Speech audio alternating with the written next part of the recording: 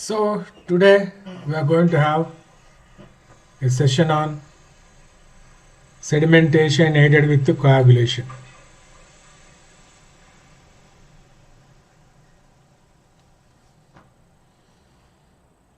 So yesterday we saw plain sedimentation. Now let us see the sedimentation aided with coagulation.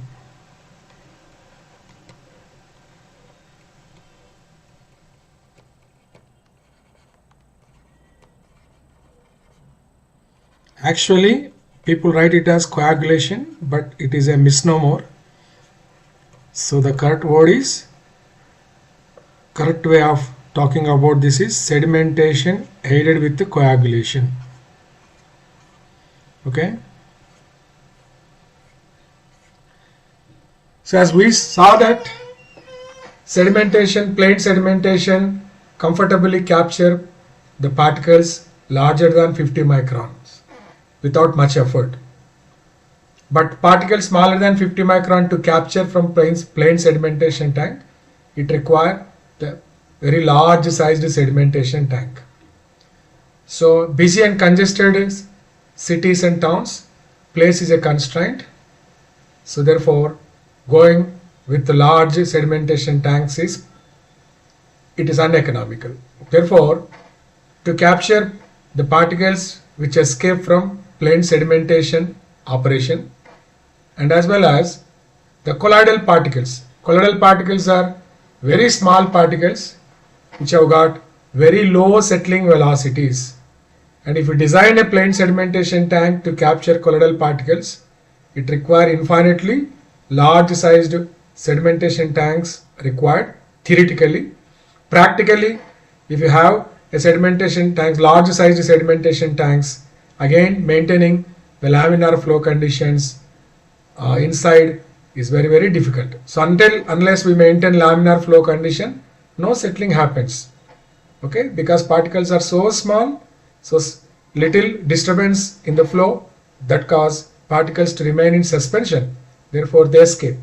So to capture such a small particles having size 10 power minus 3 mm to 10 power minus 6 mm, so we need to put some extra effort. That extra effort is known as coagulation. So once we coagulate the water, that enhances the settling velocity. So particles with enhanced rate of settling, they settle down from water much faster than suspended particles. Suspended particles, generally we call them as discrete particles because they don't change their size, their shape, their mass, their weight, their specific gravity while carrying out settling operation. So dealing with such particles is quite easy. But whereas colloids are very small particles, small particles are smart particles, therefore they are very difficult to remove from water. Therefore, the extra effort we need to put to capture them from water, that extra effort we call it as coagulation. So sedimentation aided with coagulation is mainly focused to capture colloidal particles. It is mainly aimed to capture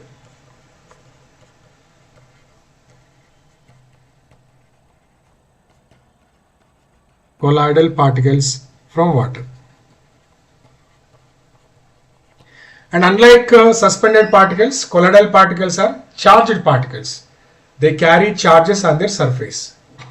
So most of the colloidal particles are negatively charged particles. So negatively charged colloidal particles, right, they are happily living in water. To capture these particles, right, we need to do some extra effort. We need to put some extra effort so that we can get rid of these particles from water. So colloids are negatively charged particles. Colloidal particles are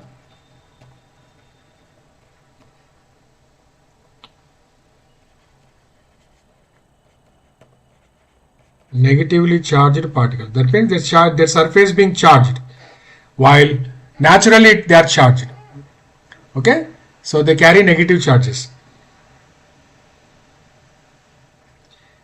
attract ions in water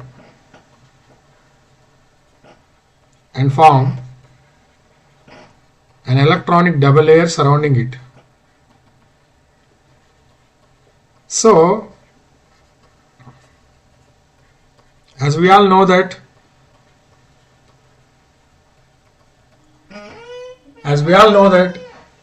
if any charged particle, right, in any medium attract the other ions present in water, ions carry charges. Positively charged ions present in water, negatively charged ions present in water. So normally assume that this is a colloidal particle. This is a colloidal particle, for example.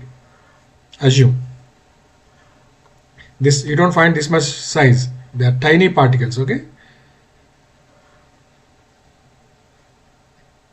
Assume it as a colloidal particle. So this carry negative charge on their surface. Surface only carry charge. So this negatively charged colloidal particle attract positive ions present in water. These positive ions further attract negative ions present in water. Again negative ions further attract positive ions. So like that it form two layers of ions surrounding it known as electronic double layer. This further attract negative ions. These negative ions again attract positive ions. Again negative ions. Again positive ions. Like that there are two layers of ions form surrounding the colloidal particle. These two layers of ions is known as electronic double layer. So this layer is called diffuse layer, the external layer. The internal layer is called Sten layer. This is called Sten layer. This Sten layer carry only positive charges. Diffuse layer carry both positive charge and negative charges. This Sten layer and diffuse layer together known as electronic double layer.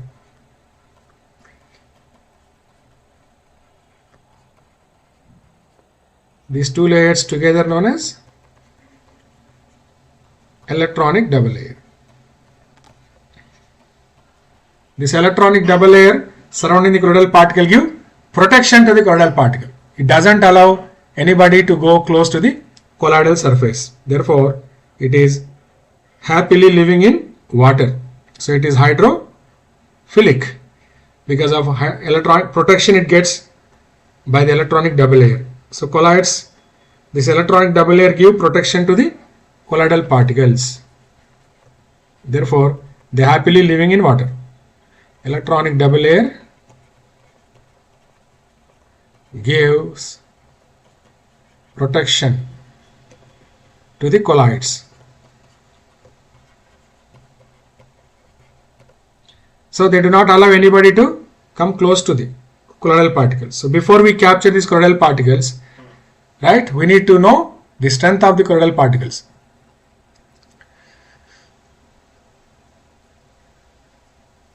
Okay.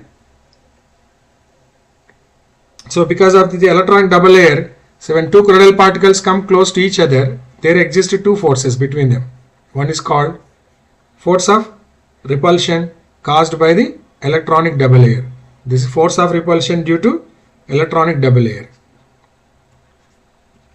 Force of repulsion. Then on the other side, there is a natural force between two distinct masses. When they come close, that's called force of attraction. Force of attraction is due to van der Waals force. Force of repulsion is due to electronic double layer. So that van der Waals force is very less. When it come very close, then only van der Waals force is there. But far away, there is a force of repulsion because like charges repel. This is distance between colloids. If you see the distance between colloids, when two colloids are separated far away, right, there are two forces act between them. This one colloidal particle, this another colloidal particle somewhere here. So what force of attraction is there? There is a force of repulsion because the net force is repulsion. When they are far away, net force is repulsion. When they come close, net force is attraction. So when they come within this distance, then only attraction. This is net force diagram. This is net force. Net force is sum of repulsion plus attraction. So when they are far away, up to this there is a repulsion only. This try to move this way, this try to move this way. So there is no attraction between the particles. So therefore, they are always happily live in water. Nobody disturb them. So therefore, colloids are hydrophilic. This is before coagulation. Before coagulation, they are very stable in water. So electronic double layer give stability to the colloidal particles, protection to the colloidal particles. Otherwise, I will write stability. That is better word. Stability is the strength of colloids. They are more stable means they are more strong in water. Isn't it? If you get a government job, then you become stable. That means your life is secured till you retired. Even after retirement also you will get some pension. That's why people are always try to get government jobs. Government jobs very attractive. The reason being government jobs are secure jobs, stable jobs, software jobs and all. So according to market, if market is good, we can survive in the survive. If market is bad, right, they will remove us. So they are not reliable jobs. What is a reliable job in India? Government job is a reliable, most reliable, exactly like that. So colloidal particles, stable job, that is. Colloidal electron double layer gives stability to the colloidal particle. To the colloidal particles.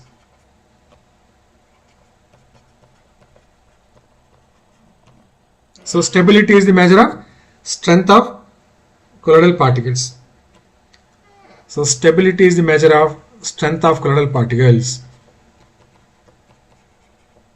So before we capture them, we are supposed to know how strong they are.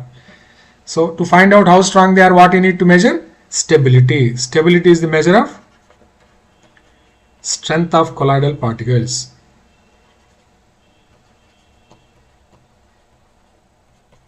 Who gives stability? That electronic double layer. So colloidal stability we measure in terms of zeta potential. Colloidal stability is measured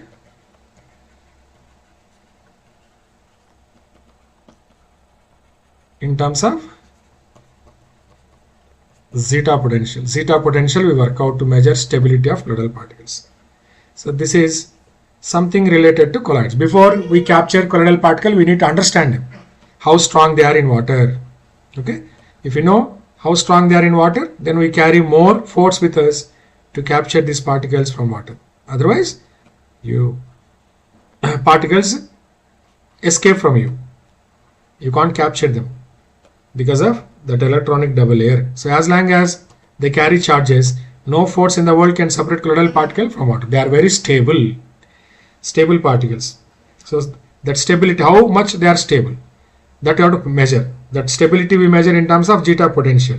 Who will give stability? Electronic double layer gives stability to the colloidal particles. Because of that electronic double layer, it's get protection. Electronic double layer give stability to colloidal particles. So because of that stability is the strength of colloidal particles. Okay, colloidal stability we measure in terms of zeta potential. This much idea is there, more than sufficient. Of course, we can work out mathematically zeta potential also. So zeta potential, zeta is equal to, in millivolts we work out, it is 4 pi q delta by d. Using this equation we can measure zeta potential. It is called zeta, represented by zeta. So if you see this q delta d, what is this? Q delta d. So q is known as charge on shear surface. If you see the colloidal particle, this is a colloidal particle. Okay, let me draw.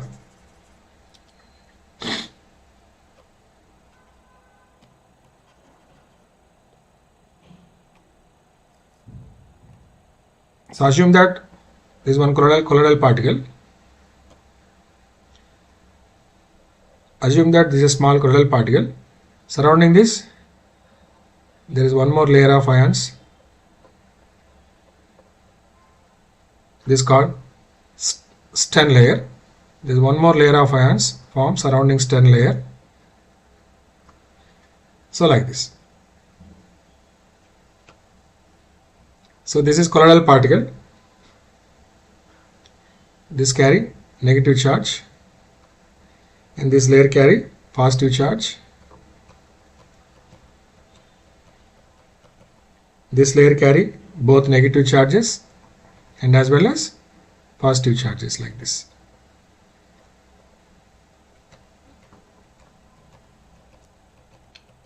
So this layer is called diffuse layer. Again, negative charges like this. This is called electronic double layer. And if you see, draw the force diagram surrounding it. If you draw the force diagram,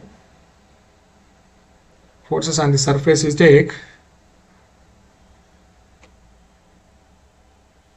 Okay.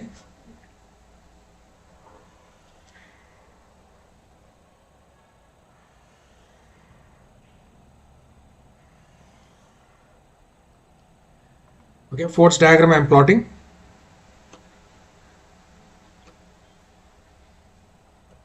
So if you see the charge on the surface, so surface carry, this is called thickness of delta layer, thickness of diffuse layer. This is charge is very high on the surface. As you go away from the surface, charge exponentially decreases. This is a charge, is this much charge is there on the surface, colloidal surface.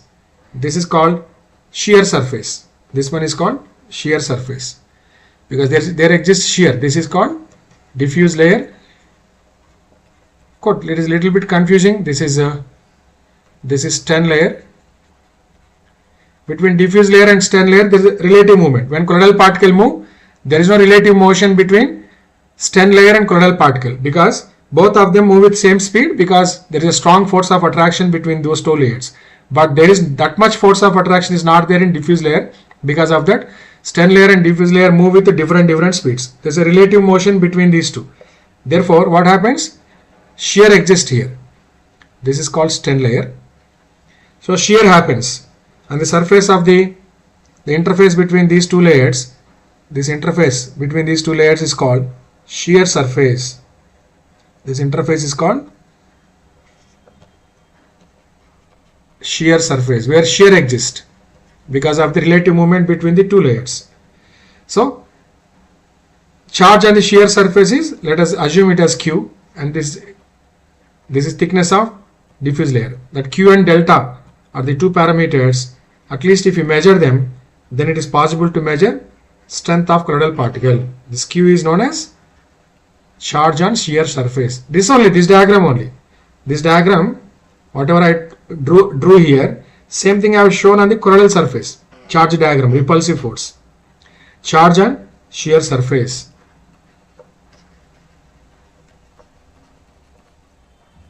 And delta is nothing but thickness of diffuse layer.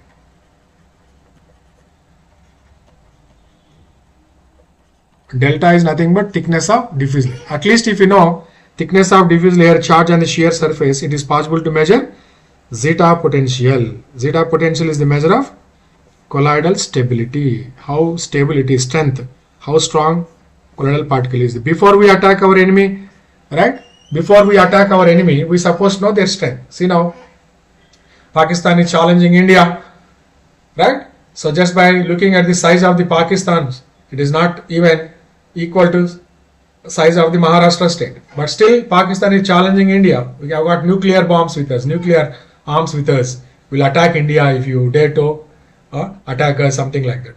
Challenging India, no? But we don't take them light because we try to assess their strength. Before we declare a war against Pakistan, you suppose know the strength of your enemy. Your enemy is stronger than you, better to negotiate. It is not wise to go with war. See now, Russia is underestimated Ukraine, so they declared war. Now they are suffering. Now they can't stop war, right? And at the same time, they can't win the war also. So because others are helping Ukraine, all other nations are helping Ukraine. So Russia is one side, other nations are one side. Indirectly, they are involved in proxy war with Russia. So therefore, war is continuously. They thought that they can finish war in 5 days. Russia thought that Putin thought that war will be over in 5 days. But it is indefinitely going on. So now, see now how much expenditure, unnecessarily waste of money. So you should be wise. Before you attack your enemy, you should know their strength. Similarly, North Korea is warning every day, America will teach a lesson to you. Be careful, something like that. But North Korea is such a small country challenging America. But America is not taken them, right? Just taken them light. So they are assessing their strength. What made North Korea to challenge America? What is their strength? Exactly like that. So these particles are very tiny particles. You can't take them for granted, isn't it? So you should assess their strength. What is their strength? Their strength is their stability. Their stability we measure in terms of zeta potential. After that we can attack. If they are weak, our enemy is weaker than us, then we can attack. Our enemy is stronger than us, better to negotiate. Better to come in terms with him, isn't it? So better not to have fight. Amicably settle the issue. That is always better. So exactly same way in case of colloidal particle also. Before we capture these particles, we suppose know their strength, how strong they are. So you carry with you more force than attack, then obviously you can easily capture them from water. So that's what we try to do in coagulation. So first we measure their stability. Their stability is measured in terms of zeta potential. Okay, anyway, next. Now let us see what is coagulation. So let us define what is coagulation.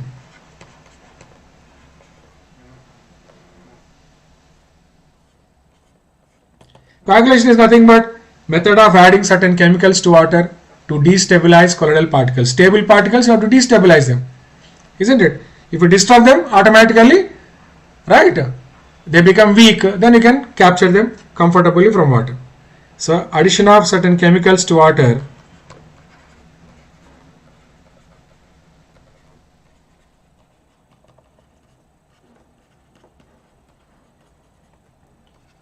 to destabilize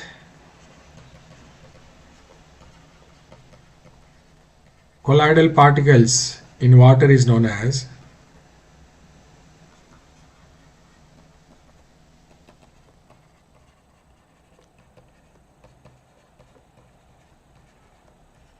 coagulation. It is called coagulation.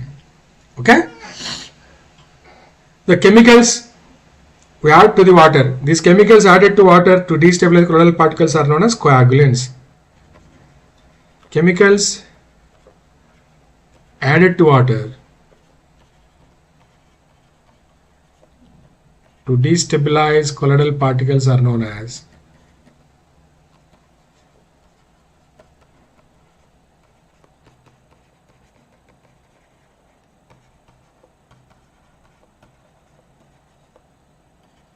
coagulants. So first kind of question what they ask is, what is that coagulant, how much coagulant to be added, per month how much required, per year how much required. Such type of questions they are asking in GATE exam. Let us see what are the chemical substances that you can use as a coagulants, the common coagulants. The very popular among them is alum. So you can expect one question based on alum. So actually 4 are there, but among them alum is very popular. So you can expect numericals from alum. So alum, or it is called aluminum sulfate. So usually trivalent metallic cationic substances thought to have very high coagulating powers, they are used as a common coagulants. What are those trivalent metallic cationic substances which you can think of using as a coagulant? Because they are negatively charged particles, we need to add positively charged ions to the water. Therefore, there is a force of attraction between them, so which can capture them. Okay. The common coagulants are the following chemical substances are used as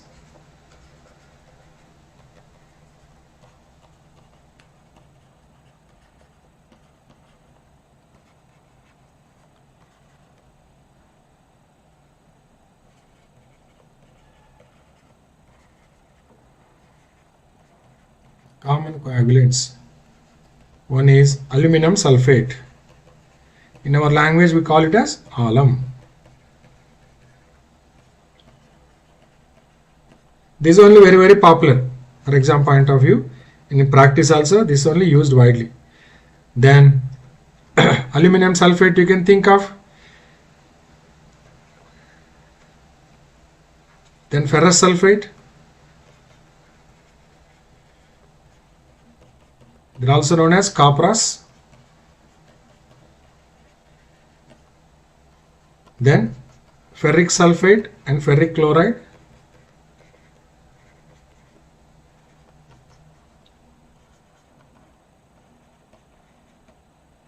they are called chlorinated copperas. These are popularly used as a common coagulants. Okay, and one more is there, sodium aluminate, which is not so popular. So all are only very important. So when you add this coagulant to the water, what happens? What happens? All these are, after coagulation, what happens? After adding chemicals, after coagulation, what happens? That electronic double layer surrounding the colloidal particle disappears. That is, there is no more force of repulsion. There is only one force, that is force of attraction. Only force of attraction prevail between them. That force of attraction only become net force. Net force is force of attraction only. This is only net force, this is only. So force of repulsion becomes 0. There is no more force of repulsion after coagulation. Force of attraction exists. But if the attraction is there, when colloidal particles come close, when they are far away, there is neither attraction nor repulsion. When they come close to each other, these colloidal particles, one particle is here, some other particle is somewhere here, there is neither force of attraction nor force of repulsion. Therefore, what we do? So we push these particles to go close to each other. Once they go close to each other, within this distance they come, then what happens? Then what happens? When they come within this distance, this is only net force diagram.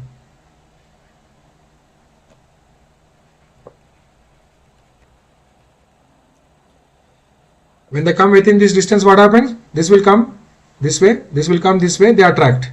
This colloidal particle not only destabilize them, but also make their surface sticky, Fevicol-like surface. So sticky surface, so once they come very close and attract, what happens? They are permanently locked. Like that, many colloidal particles come and attract like this. Then they grow into large sized particles. So the growing into large sized particle is known as flocculation. This is called flock. So flock is nothing but a large lump of colloidal mass. So large lump of colloidal mass that will form in water, this is technically called flock. So formation of flock is known as flocculation. Therefore, coagulation trigger flocculation. Coagulation trigger flocculation. Flocculation is nothing but increase in size of the particle, which in turn result into sedimentation. So once they grow into enough size and enough mass, then no one can stop this particle to settle down. This particle settle much faster than suspended particles.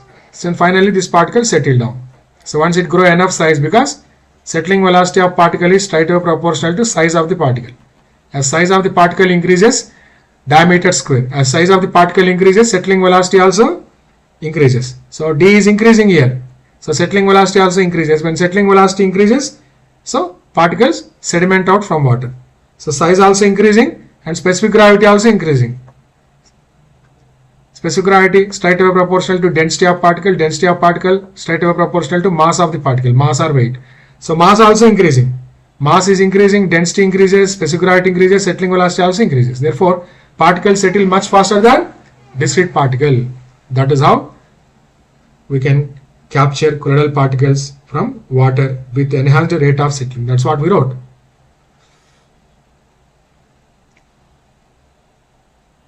Okay. So sedimentation ended with coagulation increases rate of settling.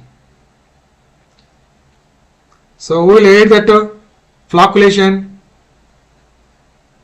these chemical substances increase flocculation, increases size of the particle. So coagulation leads to flocculation, flocculation leads to sedimentation. That's why this whole process is called sedimentation aided with coagulation. Understood? So without knowing this concept, it is difficult to understand this topic. Okay, we suppose know how we can capture them. Coagulation trigger flocculation. Flocculation in turn cause sedimentation. That is why it is this process called, total process called sedimentation aided with the coagulation. Coagulation trigger flocculation.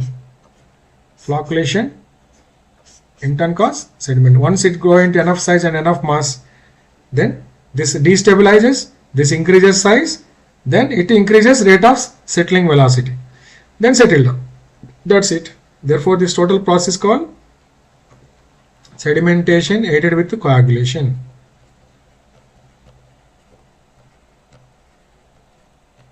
In between flocculation also there.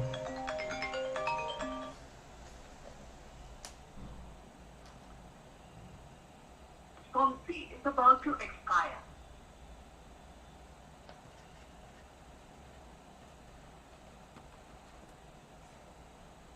Okay, that's all. So what they are asking some questions in the exam.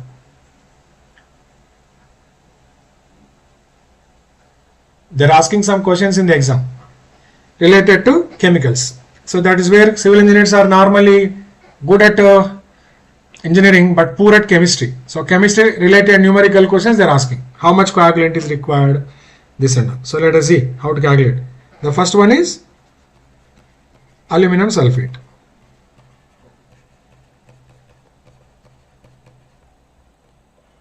And in our language we call it a shortcut to alum. First 4 letters of this is known as alum.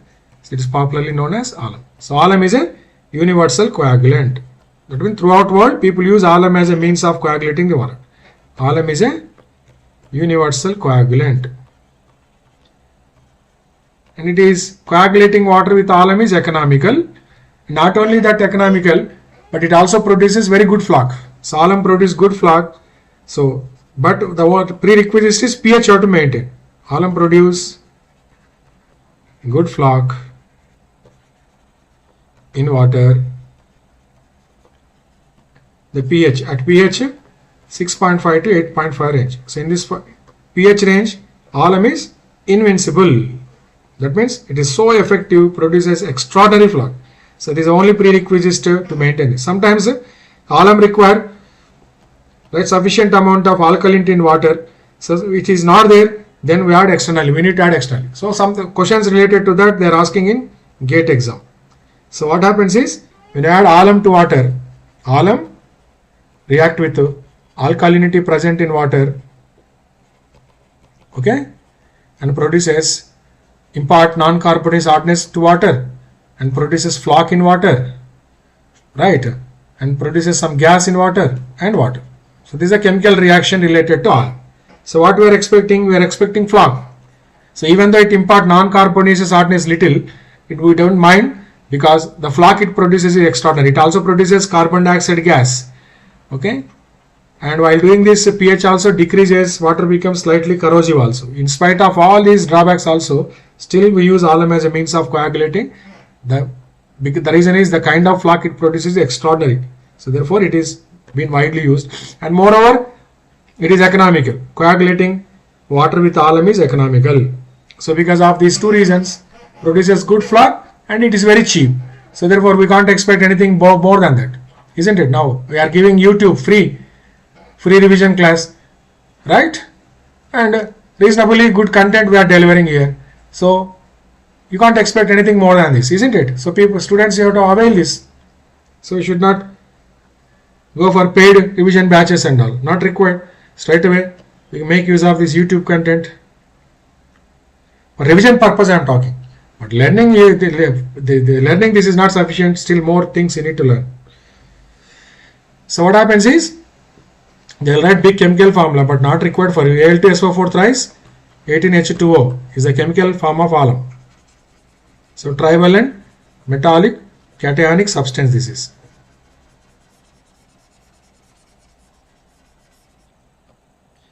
So it is Al2SO4 thrice 18H2O react with bicarbonate alkalinity present in water 3 CaHCO3 twice and gives rise to 3CaSO4 plus 2AlOH3. This aluminum hydroxide precipitate will form. That aluminum hydroxide precipitate is called floc. We call it as floc. Plus 6CO2 plus 18H2. It is a chemical form. You need not remember. So in chemistry related numerical questions, they will ask how much amount of alkalinity required for so and so amount of alum. So and so amount of alum produce how much amount of floc. So normally left hand side of the equation is very important. This you can break. This CaHCO3 twice. If you break, you can write it as CaCO3 plus H2O. CaCO3 plus H2O.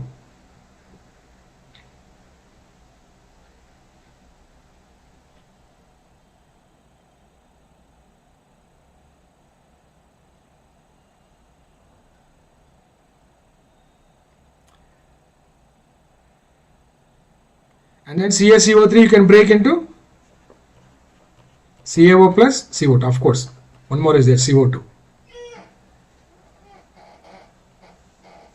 Balance no? 2, 3, 3, 6. Yes, balance it is. And CaCO3 is CaO plus CO2. See now, all of them are linked. So when you alum require alkalinity, this much alum required, this much amount of alkalinity. So when alkalinity deficiency is there, you need to add this much amount of alkalinity is added in terms of CaCO3. This much amount of CaCO3 required. To add this much amount of CaCO3, CaO to be added. So CaO is known as lime. How much amount of lime is required for a given dose of alum? It's called quick lime or lime powder. Okay. Market it is available quick lime. Whitewashing purpose we use the same lime is used. Okay. So lime is added to water, that increases alkalinity. So sufficient alkalinity is there, alum react with alkalinity, produce good floc. So this kind of questions they are asking. So whenever you have to link between two chemical substances, normally we use their molecular weights. So alum molecular weight is 666. So if they ask you alkalinity required in water for a given dose of alum, how to work out? Using their molecular weights. Alkalinity required, I'll take it as Ar is equal to, it is, so 3 into 100 parts, 3 into 100. He put 3 here, he also 3 here. So 3 into 100 parts of alkalinity required. So CaCO3 molecular weight is 100. Alum molecular weight is 666 parts of alum required, 3 into 100 parts of alkalinity. 1 part of alum required, 3 into 100 by 666. So and so dose of alum required, how much amount of alkalinity into alum dose. Anything extra you add from outside to the water, it is called dose. Anything you find out in water, already present in water, you work out, that's called concentration. Concentration is already present in water. Dose is externally added to water from the outside. So alum is added from outside, therefore it's called alum dose, not alum concentration. Alum dose. Anything added extra from outside, it's called dose. So water is dosed with alum. So alkalinity, some alkalinity already present in water, that remaining alkalinity only we have to fulfill. So alkalinity extra to be added. Alkalinity deficiency in water is equal to, if any deficiency is there, we have to fulfill. Alkalinity deficiency in water is equal to, so alkalinity present in water minus alkalinity required in water. Oh sorry, alkalinity required minus present. Present is less than required, deficiency. If present is more than required, sufficiency it is. Where AP is equal to alkalinity present in water already. So to fulfill this deficiency, what we do? We add lime. Therefore, dose of quick lime required is equal to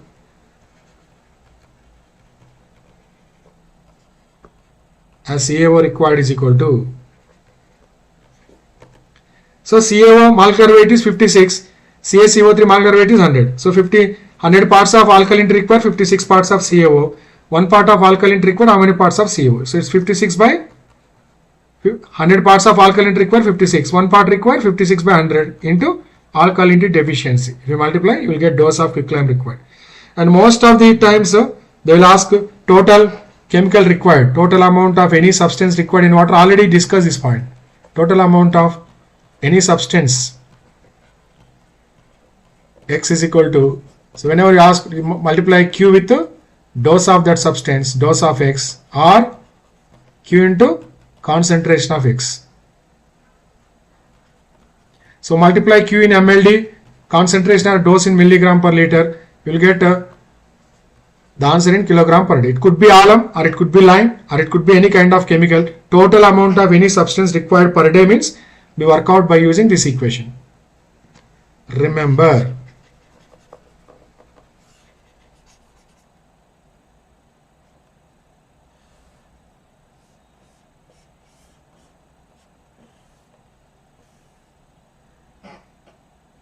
Understood?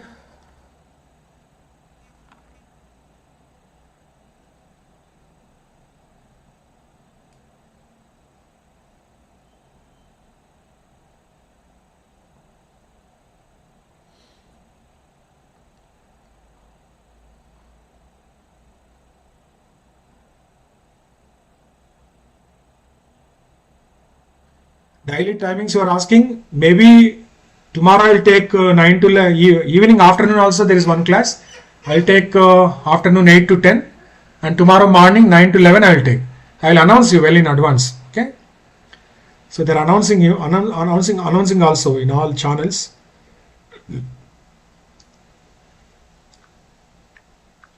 Nine to 11 a.m.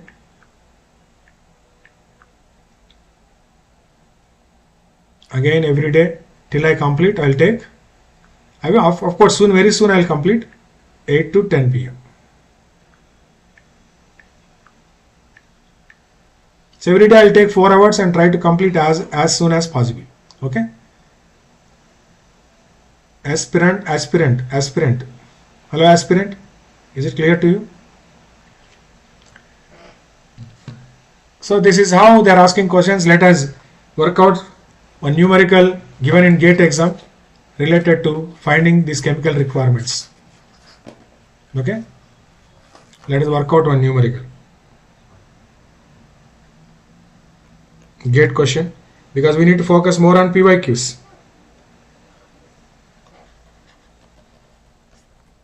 Because chemistry related questions only difficult for civil engineers.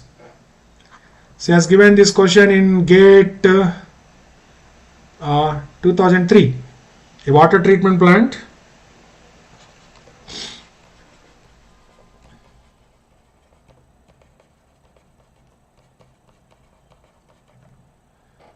treating 10 mld of water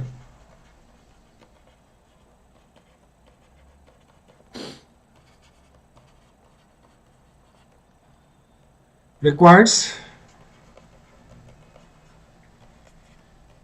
20 milligram per liter of filter alum, or simply alum.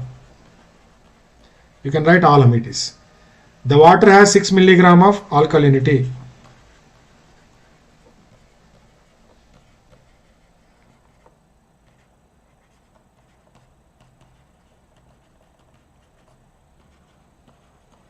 As CaCO3. And he has given molecular weights of this alum mandal not required for us. First question is total alkalinity required.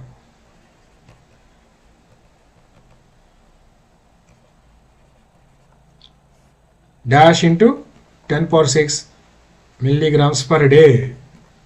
He has given like this.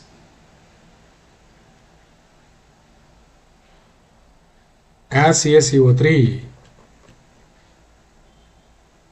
Matching filter alum dose. This they put in brackets.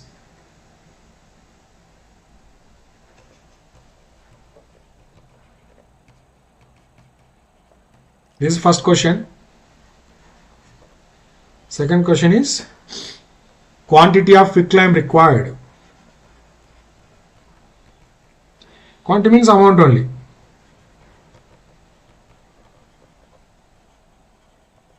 But this you have been asked to find out in milligram per year. As CaO shall be. This is per year you have been asked to find out. This is per day you have been asked to find out. Come on, work out. This is asked in GATE 2003 exam.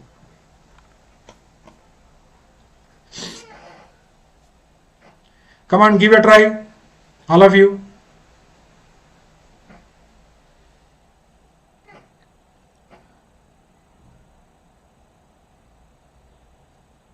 This type of questions only difficult for civil engineer. Chemistry related numerical questions. So what is given to you? Of course, I'll solve the question, but you also try. Q is given 10 mld. So what you have been asked to find out total alkalinity required per day. I have given total amount of any substance. So for that, what alkalinity required you suppose to know. Alkalinity required you can calculate by using this equation. So alkalinity required in water is equal to, it is 3 into 100 by 666 into alum dose. Shortcut this is, so alum dose is given as 20 milligram per liter. Okay, so alkalinity required is 3 into 100 by 666 into 20. Required is this much. Alkalinity present is given in the question. Alkalinity present in water is 6 milligram per liter as CaCO3. Required how much? Required is more than present, then extra required. Extra I need to add. Because in this question, lime is added. That means there is a deficiency. Whenever there is a deficiency, then only they add. So required is 9, but present is only 6. So alkalinity deficiency is how much it is? Alkalinity required minus alkalinity present. It is 9 minus 6, 3 milligram per liter as CaCO3. So now we have worked out this. Now total alkalinity required is equal to,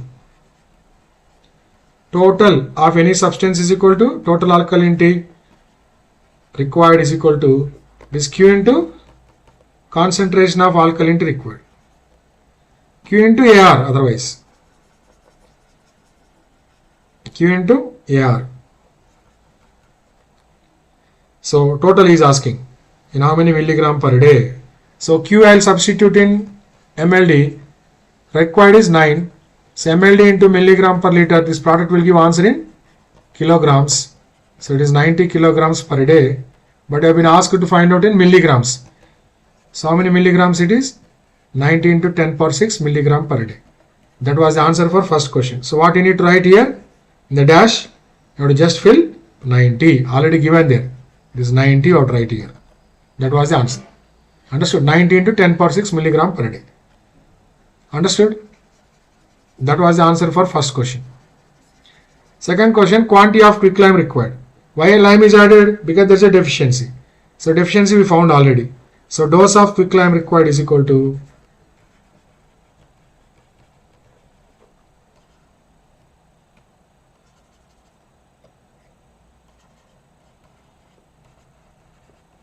as CaO required is equal to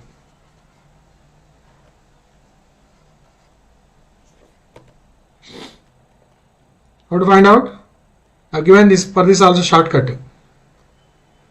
So 56 by 100 into alkalinity deficiency. Alkalinity deficiency already worked out here. 3 milligrams. So 56 by 100 into alkalinity deficiency. So which is equal to 56 by 100 into 3. Come on, work out.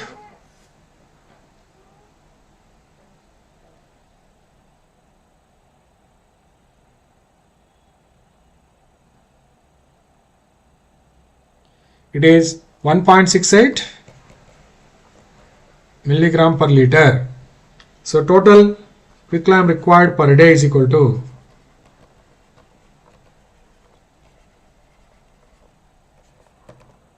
Q into dose of quicklime.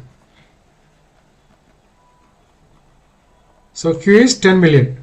So 1 liter of 1.68 milligrams per 10 million liters, how many milligrams? So MLD into milligram per liter. So MLD into milligram per liter always give answer in kilogram per liter. A kilogram per day. So it is 16 kilogram per day, but he is asking per year.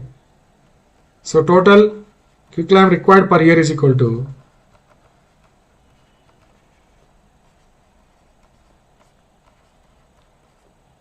required per annum. Annum means year. is equal to total quicklime required per day into 365 days. Per day this many kilograms, per annum how many kilograms? So it is 16.8 into 365. So it is 6.32 kilograms per year. But I have been asked you to express answer in milligram. So if you express in milligrams, 6.32 into 10 power 6 milligram per year. So that was the answer for this question. So what you need to write in the dash 6132. You have to fill 6132 in this dash. Here you need to write 6132. Here you need to write 90 like that. That was the answer for this question. 4 marks question in GATE exam. Each one carried 2 marks. Understood? Fill in the blanks question.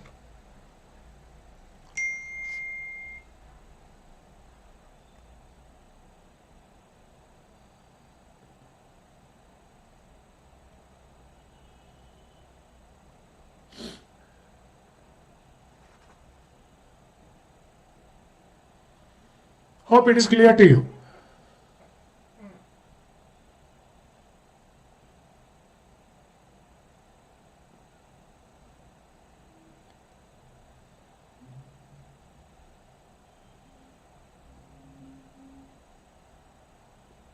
Hope it is clear to you. Okay then, let us try one more question, GATE question. This question has been asked in GATE 2012. Not GATE 2012, GATE 2014.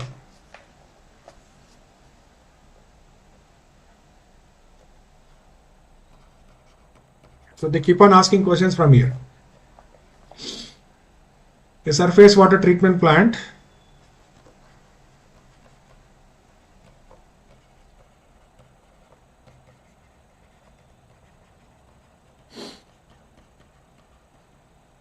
operates round the clock. Round the clock means throughout the day, with a flow rate of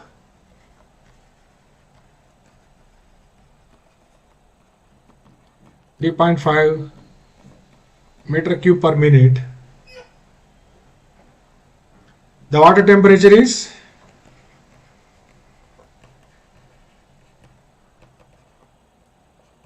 15 degrees Celsius, and jar testing indicated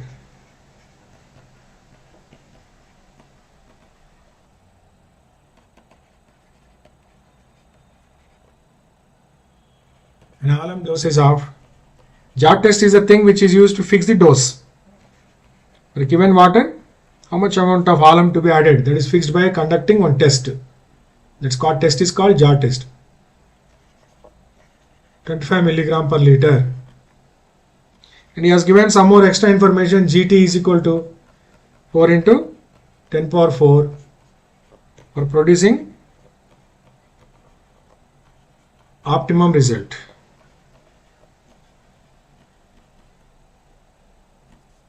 The alum request for 30 days in kilogram is, the alum request means required for 30 days in kilograms is dash. That was the question. It is also 2 marks question in GATE exam. This question has been asked in GATE 2014.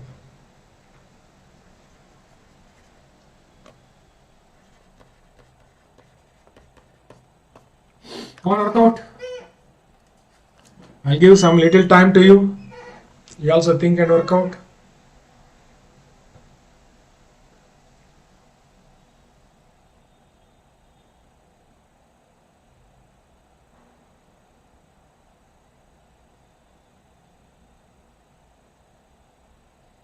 Good. You got the answer. I'm happy for that.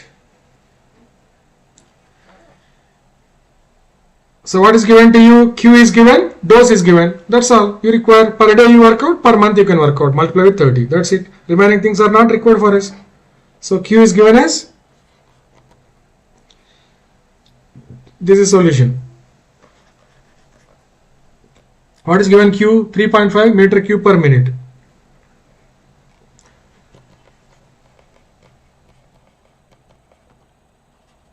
So alum dose is given as 25 milligram per liter. That's all. These two things are sufficient. So total alum required per month. Total alum required for 30 days. Is asking this. This was the question. So total alum required per day is equal to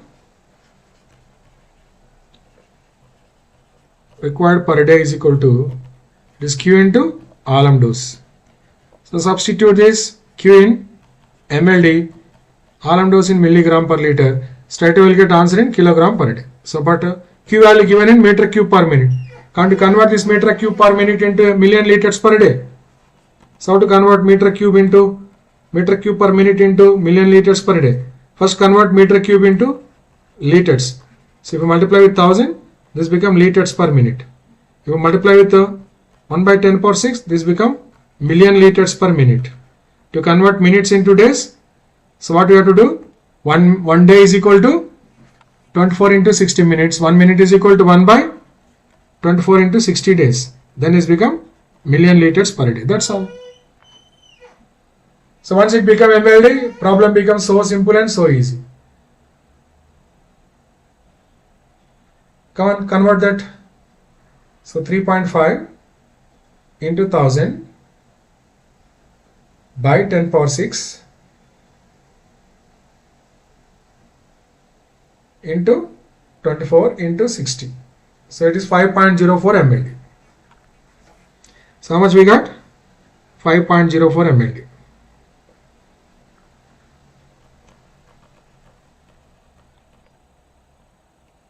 So we got 5.04 mld. Therefore total alum required per day is equal to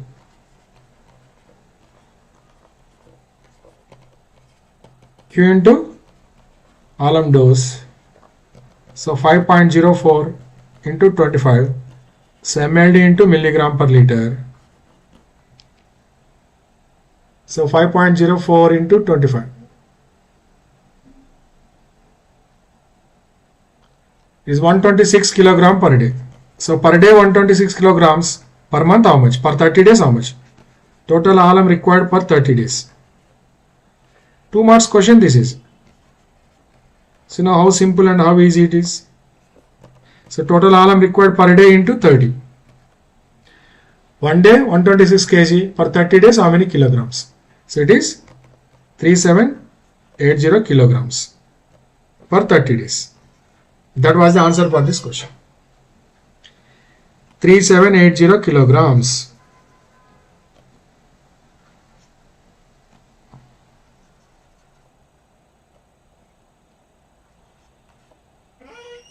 That was the answer for this. Remaining GT and all you ignore. We don't require. Sometimes you find unnecessary data to confuse you. So we don't require to work it out. So ignore that data. So whatever data we need to work out, that much only you take into account. And remaining unnecessary data, you can ignore. This is how we can work out problems related to alum.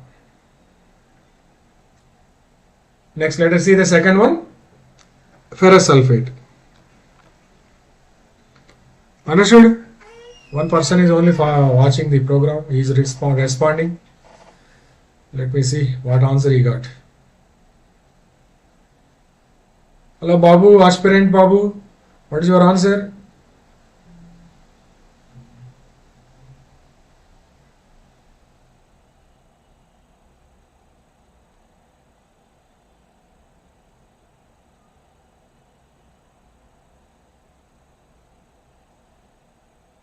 Okay, he's not responding.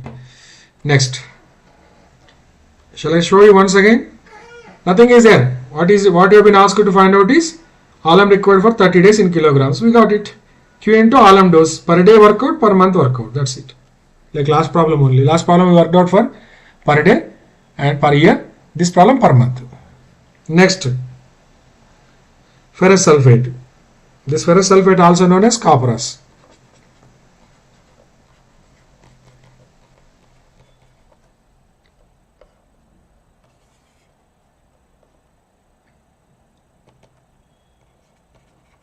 The other name of this is copras. Ferrous sulfate along with the hydrated lime produce good flock in water. So at pH greater than 8.5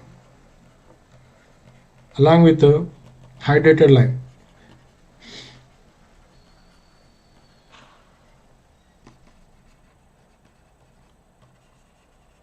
Produce good flock in water at pH greater than 8.5.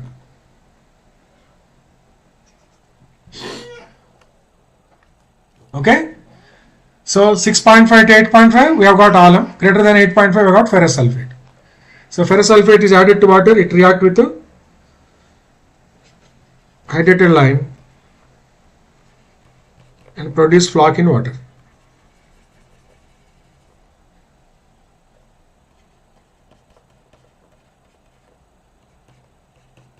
Hydrated lime means lime in liquid form. Powder lime, if you mix with water, that becomes hydrated lime.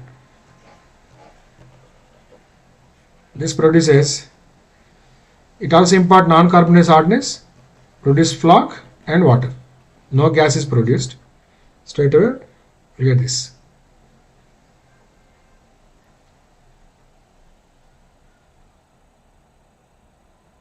Okay, this side you will ask.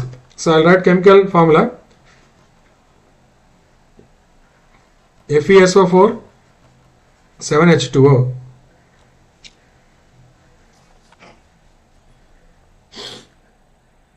FeSO4 7H2O react with hydrated lime CaOH2 and produce non-carbonaceous hardness calcium sulfate plus FeOH2. This is flock and 7H2O. So flock component here is this one. This is flock. Okay. So this is hydrated lime. Hydrated lime I will get by adding water. CaO, if you add with the CaOH2, you will get CaO plus H2O. If you add lime to this produces lime mixed with water, lime powder mixed with water, that produces hydrated lime. Okay. So molecular weight of ferrous sulfate is 278. You can work out on your own. Molecular weight of CaO is 56. So 56 parts of 278 parts of ferrous sulfate require 56 parts of CaO. One part require how much? So dose of quicklime as CaO required for ferrous sulfate is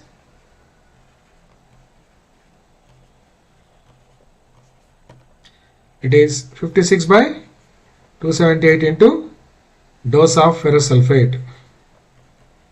That you multiply, you will get how much amount of quicklime is required. Per month how much required, per day how much required, per year how much required, like that questions they will ask. Understood? This is in milligram per liter substitute, this also will get in milligram per liter only. So MLD into milligram per liter will give total. Total per day you will get, per month, per year, you can work out. Simple as such. Only molecular weights you have to know. And that is also in the exam they will give you. How to get Fe? What you wrote here? FeSO4 7H2O. How to find out Fe? Plus S plus 4 into O plus 7 into H plus 2 into H plus O. That's how you have to work out that value. So Fe is 56. S is 32.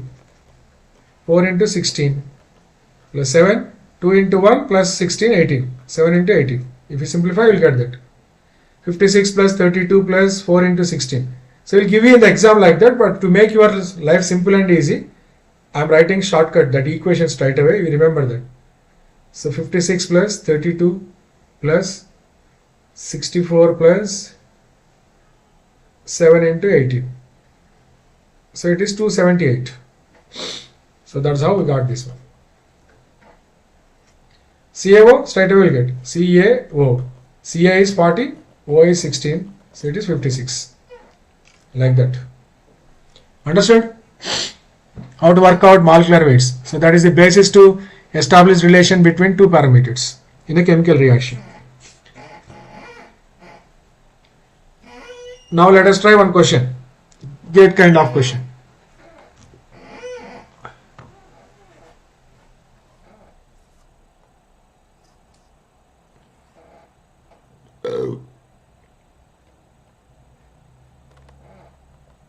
Example,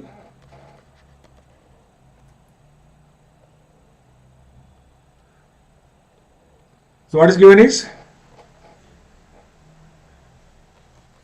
at a water treatment plant,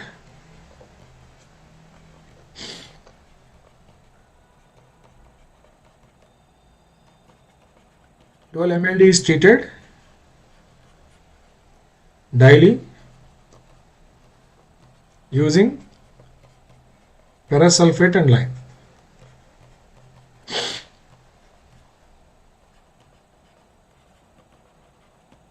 If the dosage of ferrous sulfate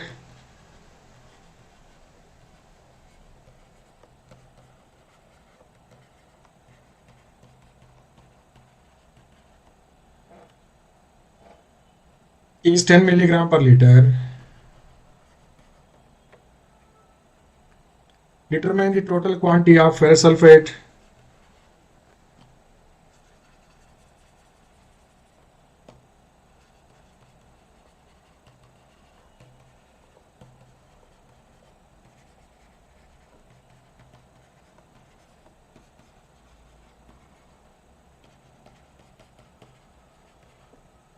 and lime required daily.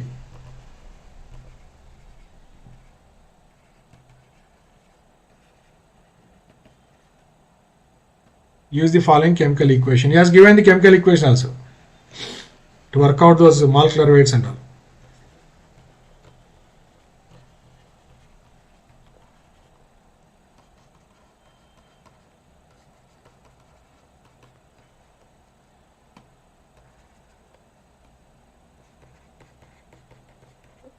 Same equation which we wrote earlier.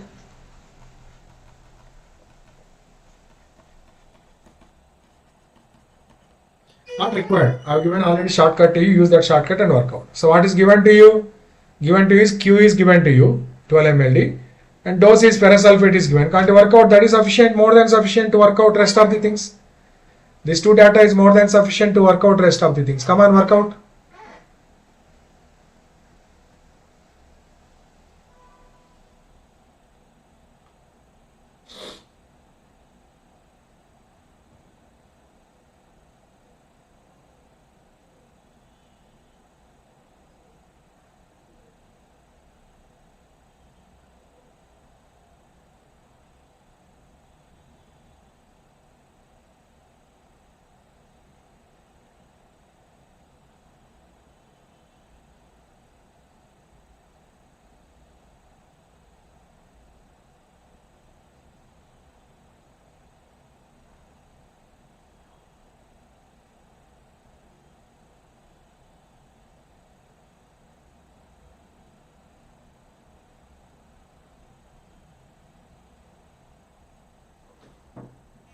Let us try now.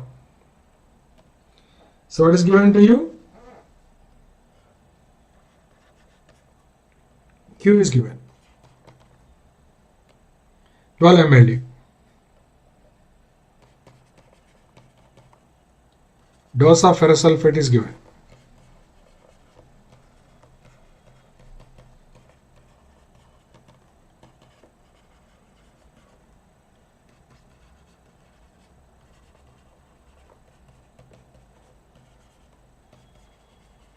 So we will ask you to find out total quantity of ferrous sulfate required per day, total quantity of quicklime required per day.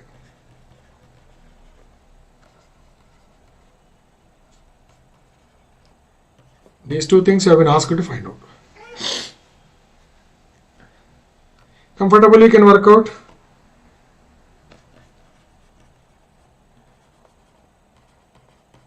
Total quantity or amount of quicklime required per day, ferrous sulfate required per day is equal to Q into dose of ferrous sulfate.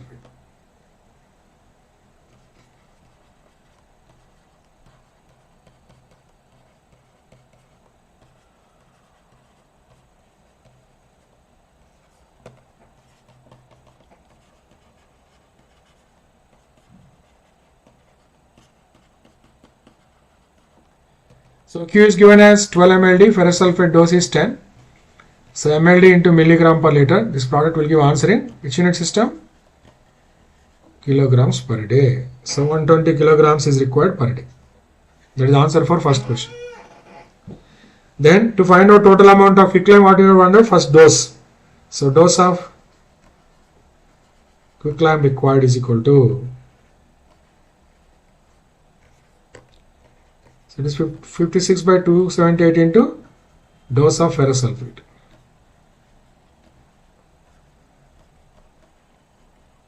Okay, so which is equal to 56 by 278 into 10.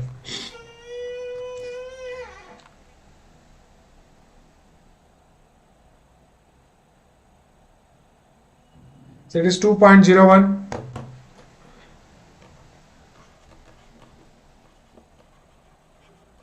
milligram per liter. So total quicklime required per day is equal to total quantity of quicklime required per day. The total amount of quicklime required per day into dose of quicklime, because quicklime only available in the market. So whichever way it is available in the market, that way we work out.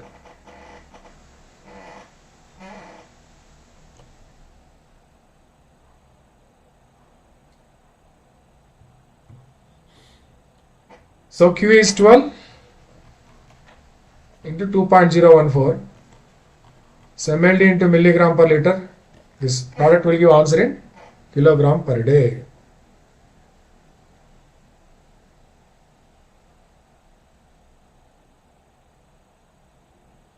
So 24.168.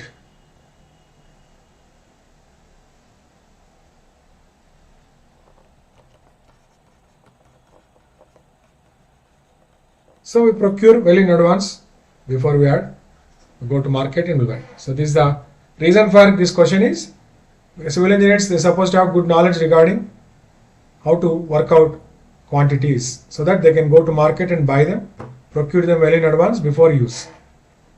They should not depend on others. Okay.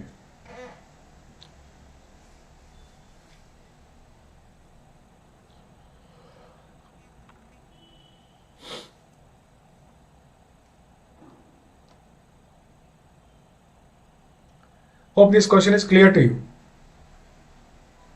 Then similarly we also have chlorinated copperas, ferrous sulfate and ferric chloride.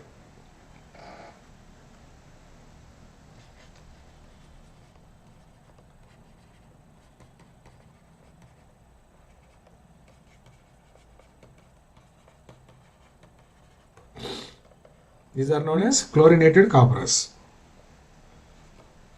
Another name of them is.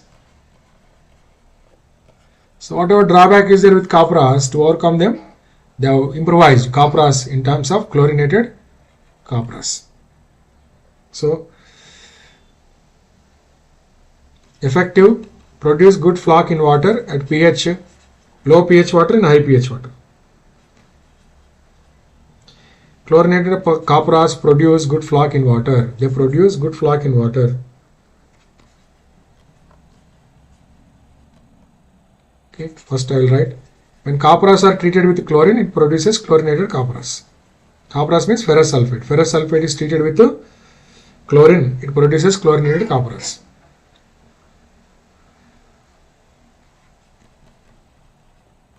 Copperas are treated with chlorine to produce chlorinated copperas.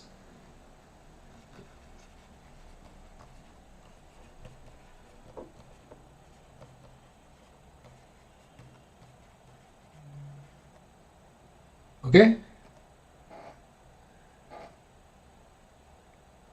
So they produce effective flock in water.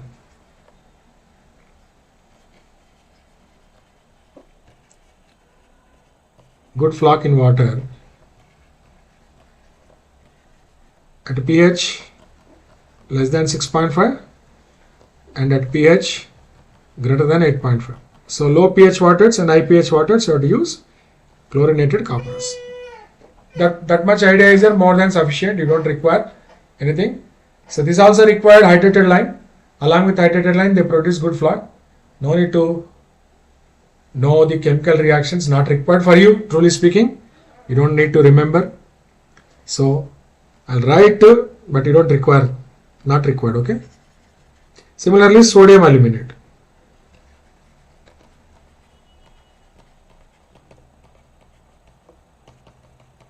Na2 Al2O4. This is a very expensive chemical, not been popularly used as a coagulant. Expensive chemical, not popularly used as a coagulant.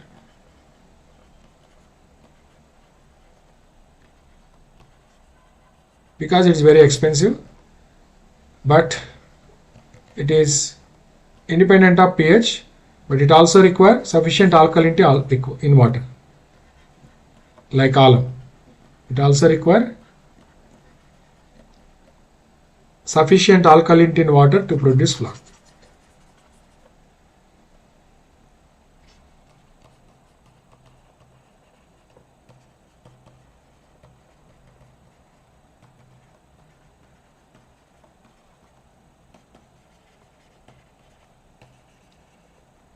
So it's not much, not very popular.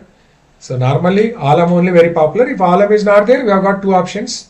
Either you can go with copperas or chlorinated copperas. Definitely we don't use sodium aluminate because it's expensive. When bulk water treatment, when you are treating water at a very low price, when you are supplying water at thrown away price, you can't go with costly chemicals, isn't it?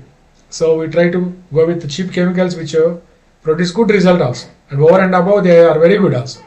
So therefore it is not very popular, sodium aluminate, so I can rule out. So next thing is, okay, how to fix a coagulant dose of coagulant. There is good dose, optimum dose of coagulant. Normally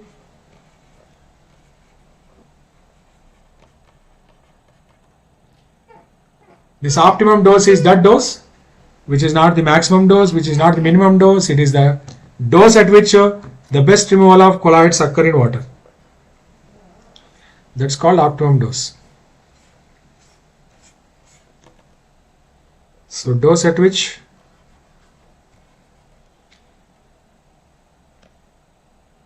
coagulant dose which produces maximum removal of colloids is known as optimum dose of coagulant. Coagulant dose which remove maximum colloidal particles from water.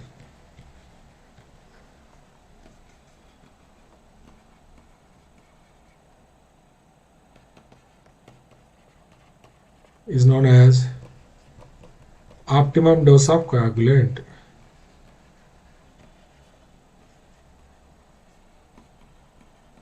This optimum dose of coagulant is fixed by conducting jar test.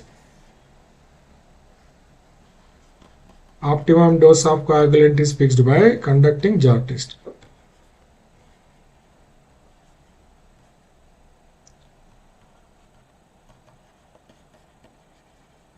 It is not a maximum dose, it is not a minimum dose.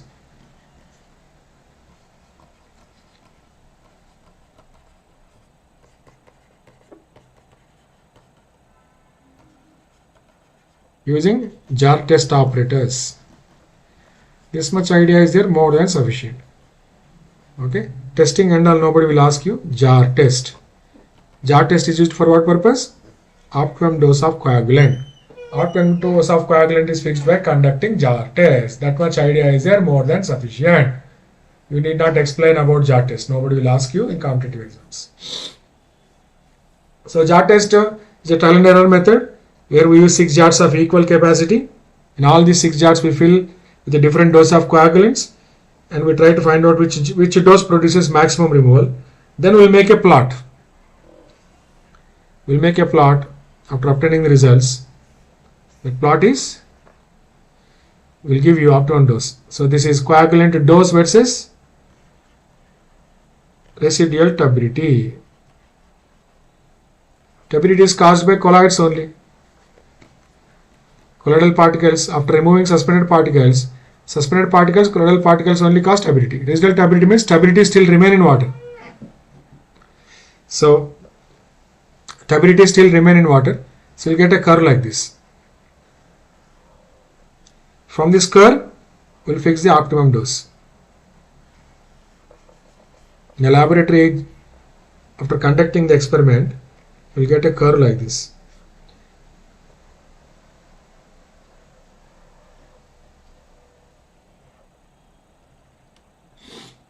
So if you see, you don't add any coagulant, then what happens? Turbidity, residual turbidity is at this level. This maximum turbidity present in water. This portion of the curve will give residual turbidity. Ordinates below curve is residual turbidity. That means turbidity still remain in water. Ordinates above curve will give turbidity removed from water. So what I am saying, maximum removal. Where maximum removal point? This is maximum removal point. This one is maximum removal point. Maximum removal. This is. So dose against that is called optimum dose of coagulant. This one is called optimum dose.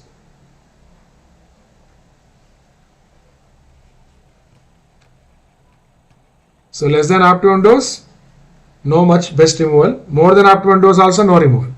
So what is happening here? Poor removal, because again residual turbidity increasing. Okay. Colloids are smart particles. They lose their charge, again they gain charges. So charges they are gaining in this zone. They are losing charges in this zone, they are gaining charges here.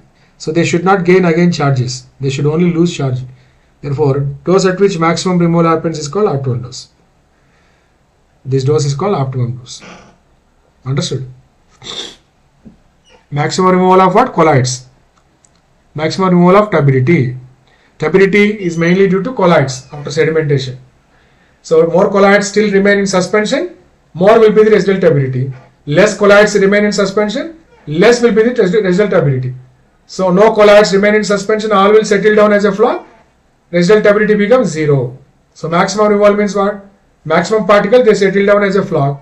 Only very few amount of colloids still remain, because 100% removal is impossible in any system. So some particles still remain in suspension, that is causing little amount of residual turbidity. That's okay.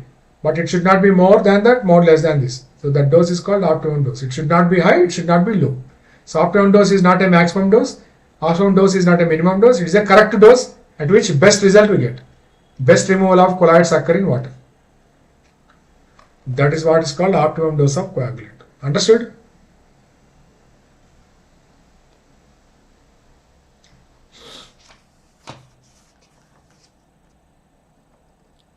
Hope it is clear to you. Or any doubt is there, you can type in that message. In the comments you can type.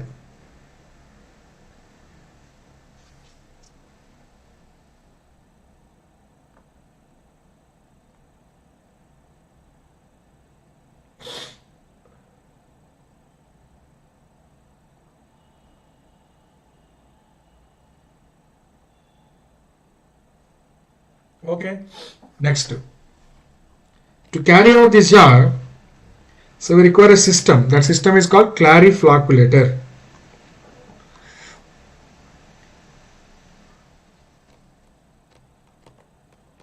So design of clariflocculator is asking in GATE exam. Or concepts related to clariflocculator, they are asking in GATE exam. It is a unit. It is a treatment system, treatment unit, where coagulation, flocculation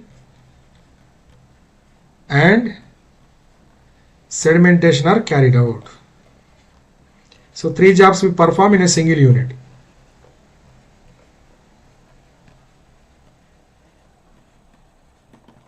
It is single unit only, but it performs three jobs. Coagulation also it can carry out, flocculation also it can carry out, and as well as sedimentation. Three jobs it performs: coagulation, flocculation, and sedimentation.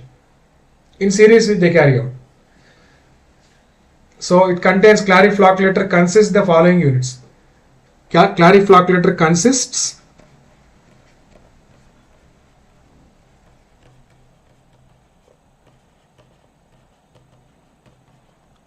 one rapid mixing unit,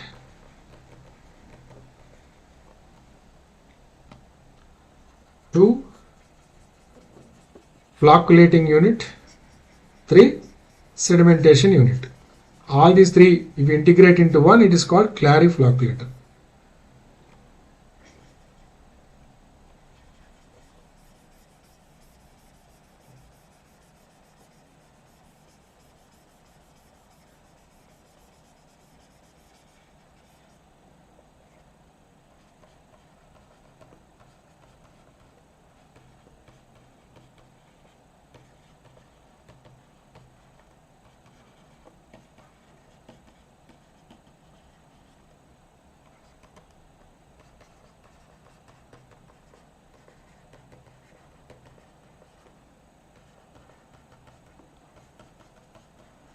Some people call it as flash mixer.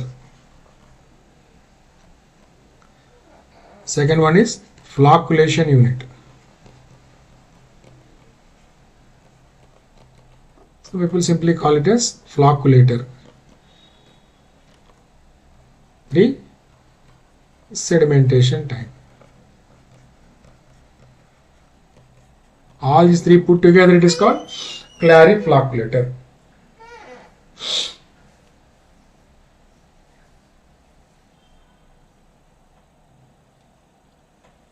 Rapid mixing unit is used for adding chemical and blending the chemical, mixing the chemical. Required for blending or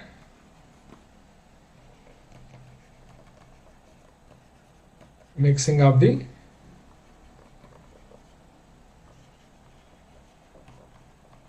chemical coagulant in water. Flocculation unit is required for what purpose?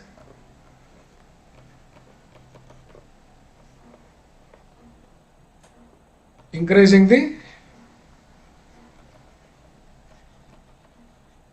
size of the flock.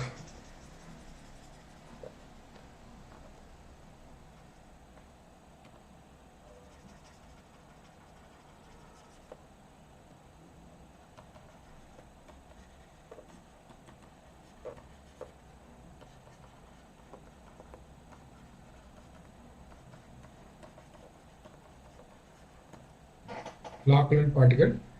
And sedimentation tank required for what purpose? To settle down the flocculant particles.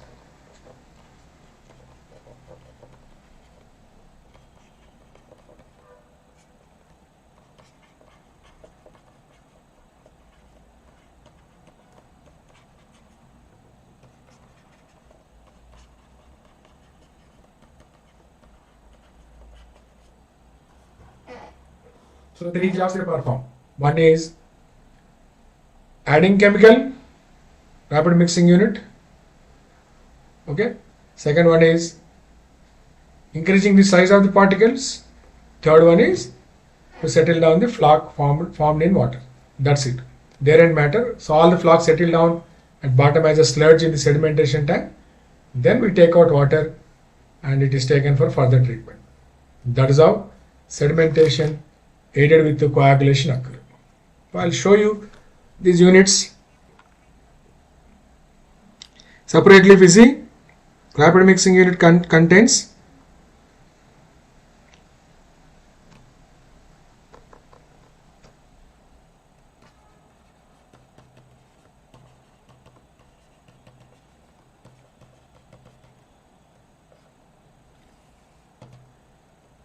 so it is a square or circular tank.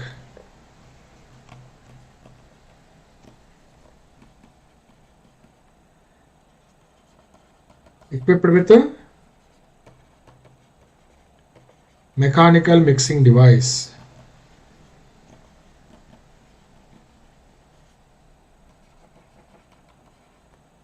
That's all, nothing will be there. So it contains one square or rectangular tank, something like this.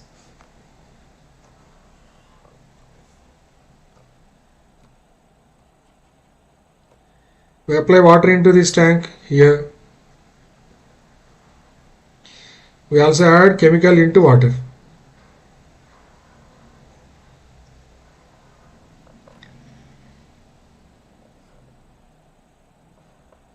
That chemical here, water here, both of them mix with each other.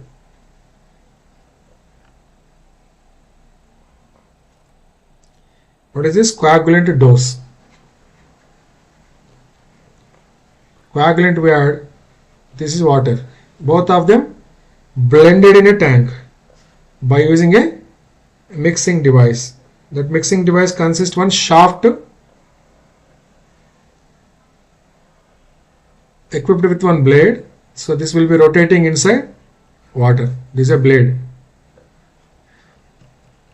This will be rotating inside water with a so and so RPM. This is rotating with n RPM. Just shaft. Then it blend the water inside this. So water is there. Both of them, water and coagulant dose, both of them mix here in a single fold and take it to the next level. So it overflow and it will go to the next level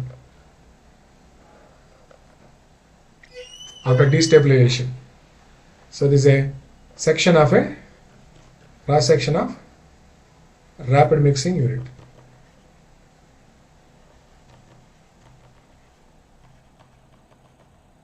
This is called blade. This is shaft. Mechanical mixing device. This is. Understood?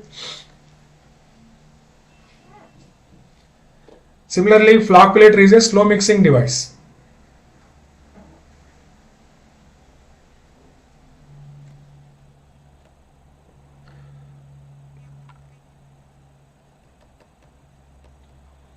Flocculator. It is also for the growth of the particle. It is a slow mixing unit.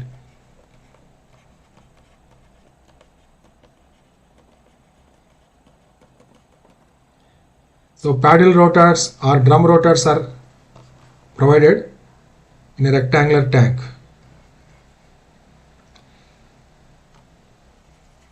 Rectangular in plan, provided with the paddle rotors or drum rotors.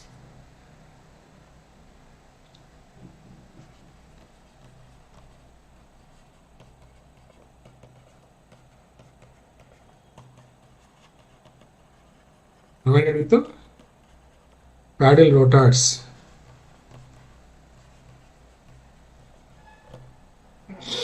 That's all, nothing will be there.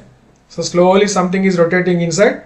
So that will promote growth of the destabilized colloidal particle. That will literally push colloidal particle to go close to each other and grow in size. That's called flocculator. Okay? It's a rectangular tank actually. So inside the rectangular tank, you will find a set of paddles. They will be rotating.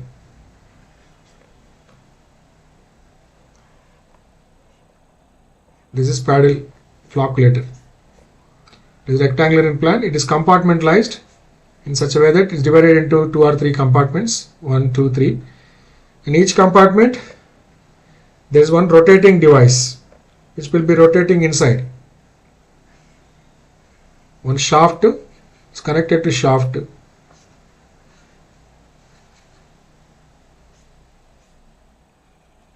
Something like this. So this is connected with a shaft. They are gently rotating inside. So you find a rotation inside this. that shafts will be rotating inside this. Okay.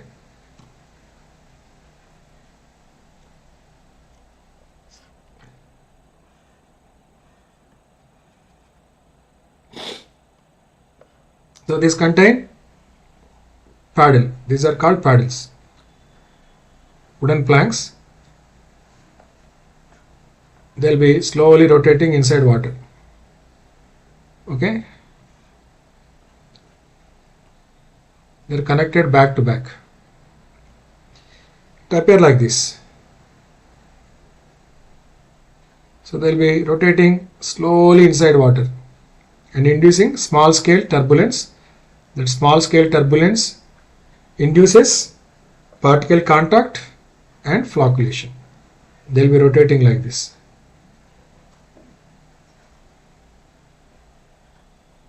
They'll be slowly rotating inside the water. So outside you see, you can find it much better picture you'll get. So water will be rolling from this end to that end. You don't see that there is inside something rotating. That's not visible to you, but inside they are there. So water will go to the next level.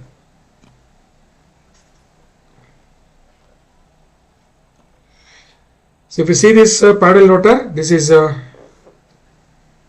supporting mechanism.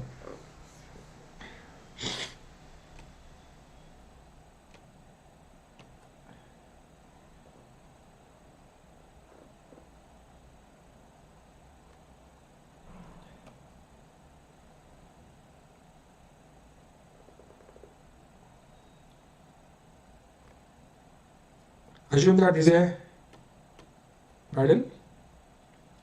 In the center you can see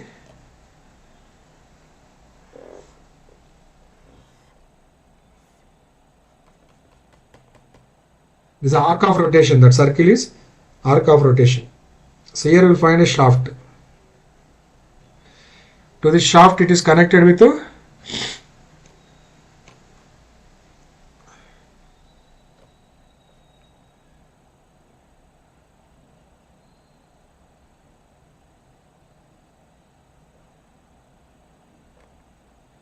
something like this.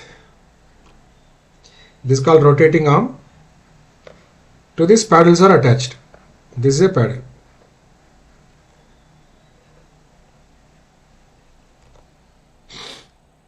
So this is arc of rotation. This will be rotating slowly inside the water.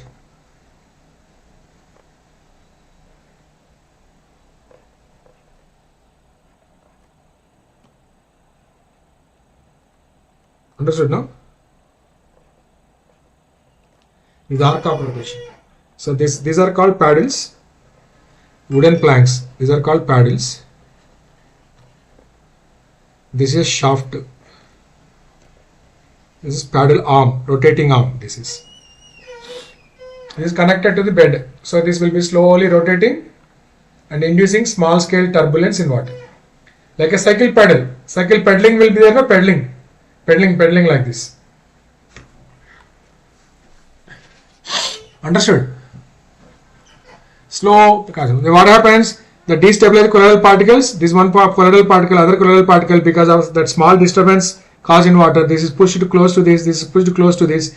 Then two particles, destabilized particles come close. What happens? They stick with each other. That is how coagulation happens. So for pushing these particles, paddles help them. So small scale turbulence is induced in water that will push particles to go close. Then they aggregate into large lump of colloidal particle. So like this, many particles come and attract over a period of time. What happens?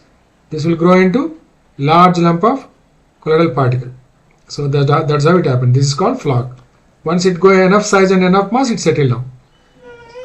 So this pushing happens due to paddles. Paddles push these particles to go close to each other by causing disturbance in water, because they are micro in size, that not visible to you. Therefore, we cause some small disturbance in water. That disturbance induce movement of destabilized colloidal particles. They go close to each other and then flocculate. Understood? Hope it is clear to you. Then next is, as usual, sedimentation tank. So what is the purpose of sedimentation tank?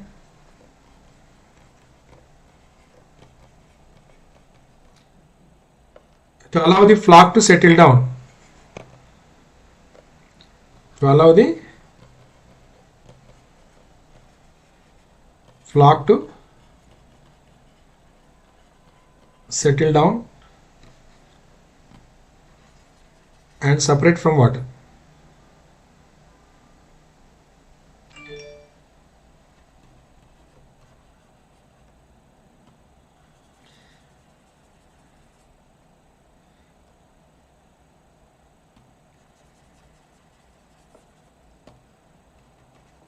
Settle down in water and accumulate at bottom of sedimentation tank as sludge.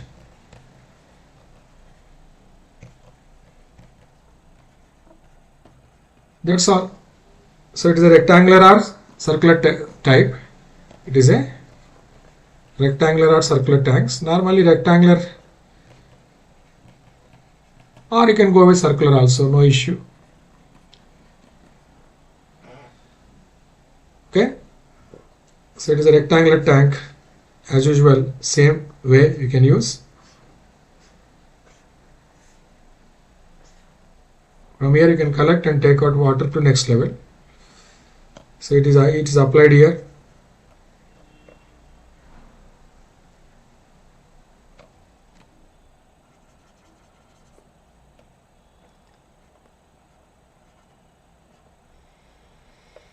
So when you apply water, water will go there and move from this end to that end, and ultimately flock will settle down at the bottom of the sedimentation tank. This is a flock. This is settled flock. So water free from flock, that will take into next level of treatment, or otherwise circular also. It could be circular also, circular tank also you can use. Already I have shown you in the design of sedimentation tanks. Same sedimentation tanks are used for different purpose. It captures different kind of particles. Or you can have circular also. Radial flow circular sedimentation tanks also you can have.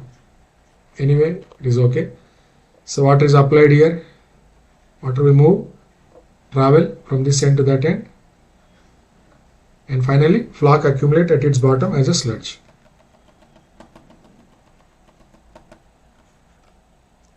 This is rectangular, that is circular. You can use any one of them.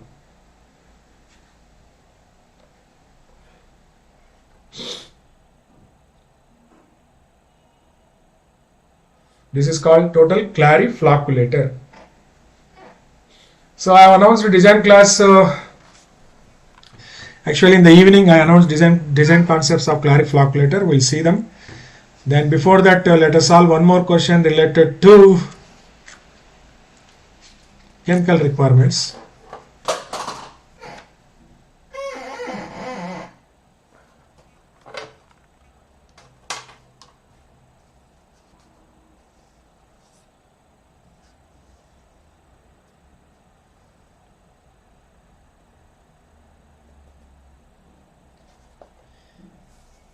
Okay, I'll close with one more numerical question.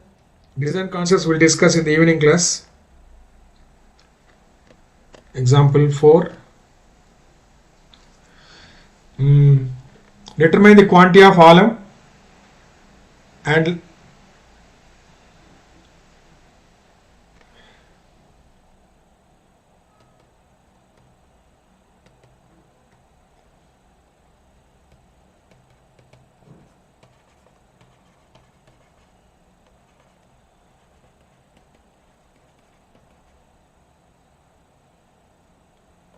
quantity of alum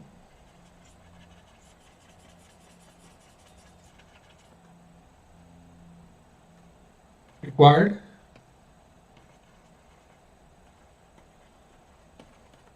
to treat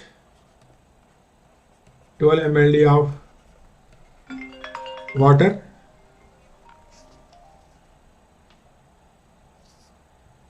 Hello? Sir, I am in the class, so after 10 minutes I'll call you. Okay. 12 ml of water with an alum dose of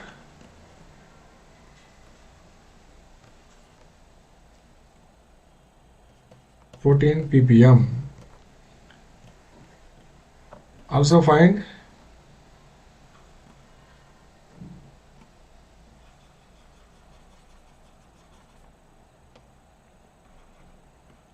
alkalinity required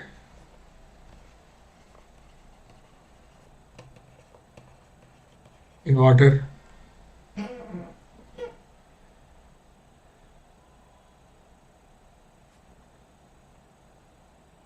Okay. 1 mark, 2 marks, you can't expect more than this. Just to give idea. Required per day or per year, otherwise per month. Required per year.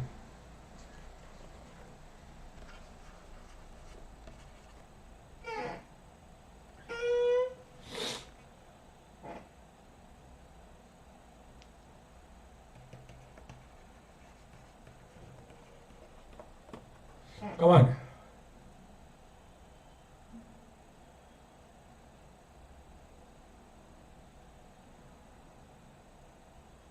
So what is given to you? Q is given to you. Q is given as 12 mld. Alum dose is given as 14 ppm. This 1 ppm is equal to 1 milligram per liter. You can also write this as 14 milligram per liter. Okay. So therefore total alum required per day is equal to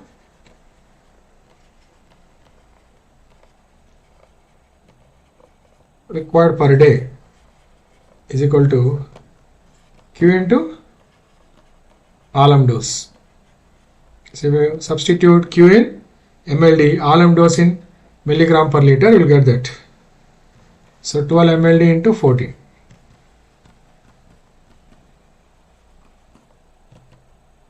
So how many? 168 kilograms per day. Verify.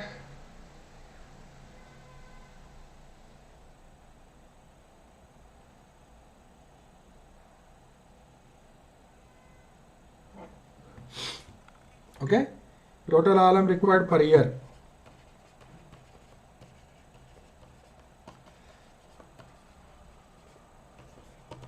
So total alum required per day into 365. Per year how many days? 365 days. So 168 into 365. So you'll get straight away in kilograms. Kilograms, small, large number you get, you convert into tons. So 61,320 kilograms, which is equal to by 1000. If you divide, you'll get tons. 61.32 tons. That is how we can work out. Tons per year also they will ask. Or you can write tons per year. You don't write, if you don't write there, here you can write here, tons per year. Similarly, how to find out alkalinity required? Alkalinity required is equal to, it is 3 into 100 by 666 into alum dose. Nothing but AR this is. So alkalinity required is equal to 3 into 100 by 666 into 14 milligram per liter as CaCO3. Come on, work out. So it is 3 into 100, 663 into 100 by 666 into 14, 6.3 milligram per liter. So if alkalinity already present is more than 6.3, no need to add. If it is not present 6.3, we need to add, we need to increase alkalinity by adding quicklime.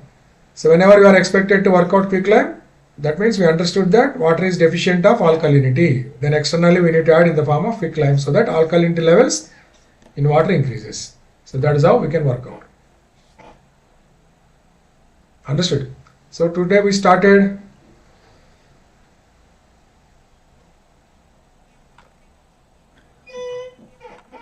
coagulation. So we discussed about concepts of coagulation. Then we saw some numericals related to chemical requirements to carry out coagulation.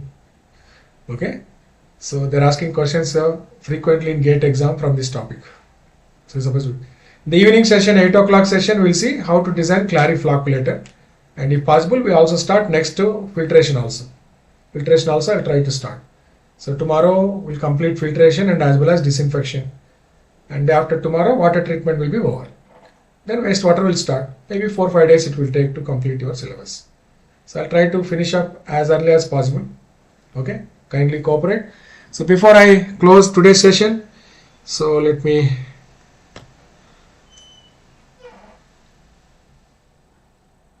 show you some content here.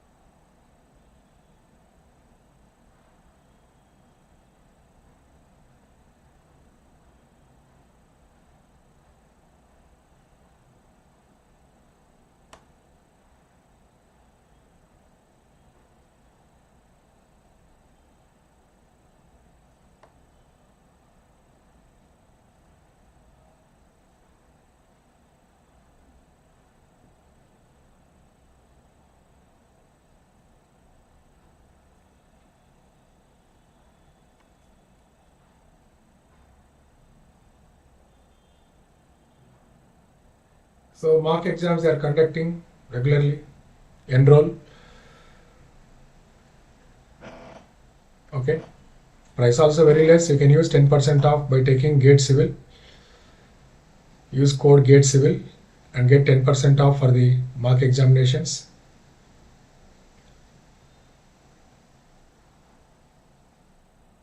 These different subscriptions are available. You can enroll.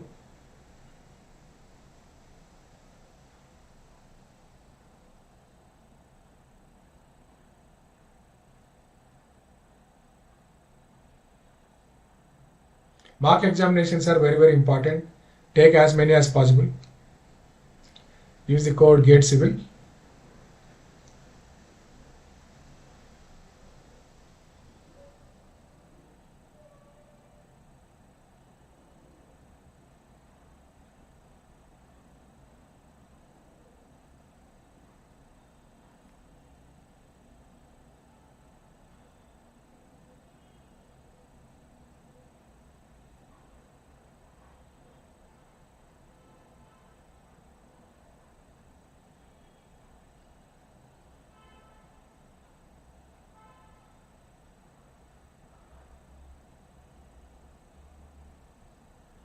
So any doubts are there, you can ask me now. I'll wait for little more time. You can type there.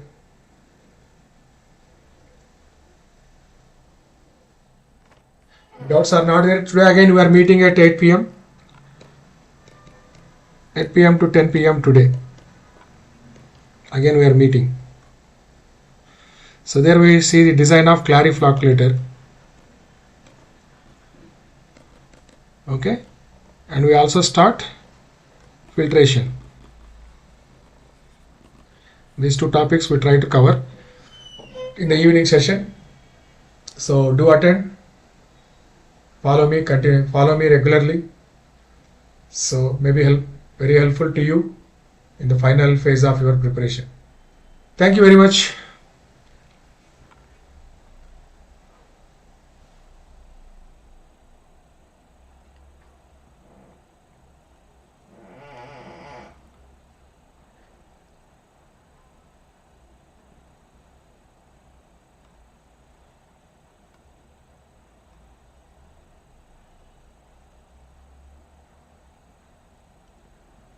Every day I am taking 2 sessions, 4 hours I'll take, and I'll try to wind up wastewater by next week. Okay, after that I'll start hydrology. Okay.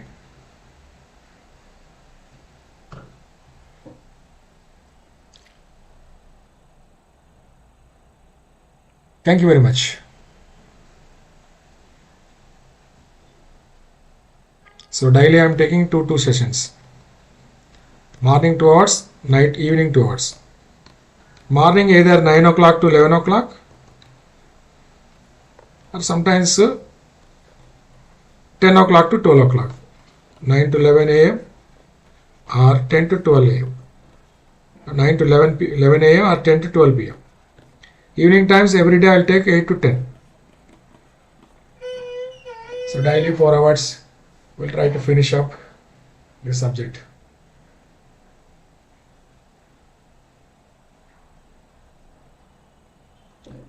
Okay then, bye bye. We'll meet again in the evening.